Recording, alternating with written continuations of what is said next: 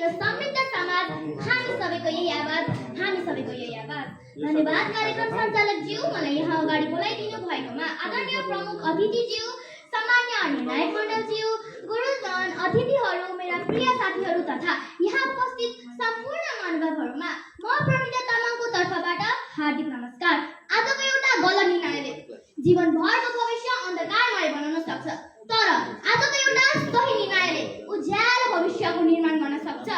आज म लागु पदार्थ मुक्त समाज निर्माणमा स्काउटको भूमिकाको विषयमा आफ्नो विचार प्रस्तुत गर्न पाउँदा मलाई अत्यन्तै खुसी लागेको छ। आज विश्वका धेरै देशहरू लागु पदार्थको समस्यासँग जुधिरहेका छन्। नेपाल पनि यसबाट अछुतो छैन।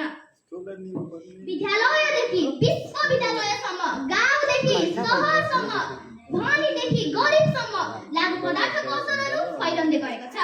यो समस्या परिवार, समाज र राष्ट्रकै भविष्यसँग जोडिएको चुनौती हो। लागु पदार्थको दुरुपयोग आजको समाजको गम्भीर सामाजिक समस्या हो। यसले व्यक्तिको स्वास्थ्य बिगार्छ, परिवारमा कलह सिर्जना गर्छ, आर्थिक अवस्था कमजोर बनाउँछ र समाजमा विभिन्न अपराध तथा हिंसाका घटनाहरू बढाउन सक्छ। विशेष गरी युवा पुस्ता बढी जोखिममा छन्। आजका युवा भोलि राष्ट्र निर्माता भएकाले हामीले उनीहरूलाई लागु पदार्थबाट जोगाउनु भनेको हाम्रो साझा जिम्मेवारी हो। यस जिम्मेवारीलाई पूरा गर्न स्काउटले आफ्नो महत्त्वपूर्ण भूमिका खेल्न सक्छ। स्काउटले हामीलाई अनुशासन, सेवा, आत्मनिर्भरता, नेतृत्व र नैतिकताको शिक्षा दिन्छ। स्काउटको आदर्श वाक्य सधैँ चयन केवल एक शब्द मात्र होइन, समाज परिवर्तन गर्ने एक प्रेरणा हो। स्काउटले विद्यालय, समुदाय वा गाउँघरमा गएर लागु पदार्थ विरुद्ध जनचेतना फैलाउन सक्छ। र्याली, अन्तर्क्रिया, सडक नाटक, पोस्टर प्रतियोगिता, वृक्षारोपण, सरसफाई अभियान, विभिन्न सामाजिक सेवा जस्ता कार्यक्रम मार्फत युवाहरूलाई सही मार्गतर्फ प्रेरित गर्न सकिन्छ।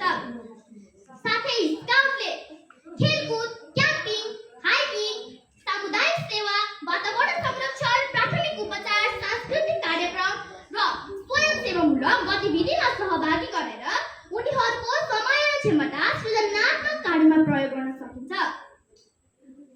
स्काउटले हामीलाई युवाबाट आत्मविश्वास र नेतृत्व, निर्णय गर्न तीव्र जिम्मेवारीको भावना विकास गर्छ।